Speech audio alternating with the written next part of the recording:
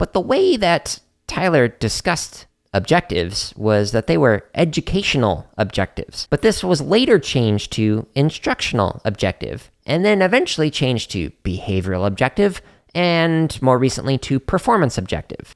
But Eisner points out that, quote, behavioral or performance objectives may or may not be educational. The normative aspect of education no longer is a part of them.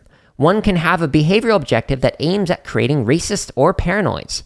Such an aim could hardly be regarded as educational, unless, of course, racism and paranoia were a part of one's conception of education. End quote. It's from page 105. So if we focus on the things that students do, we can often lose sight of what they are actually learning from that. So for example, I often see like with scratch rubrics and whatnot, it's like you might get 1 point for one sprite, 3 points for 3 sprites, and 5 points if you include 5 sprites in your projects. But what are they actually learning from that? And how does that relate to what they want to create? Maybe they're creating a monologue or a single-player game with one character exploring a deserted planet. Or maybe they're creating a conversation between friends. Each one of those projects may lend itself to more or less sprites. But how does the number of sprites actually relate to what students are going to learn? Maybe if they're using broadcasting messages from one sprite to another, then maybe that's an important thing to consider.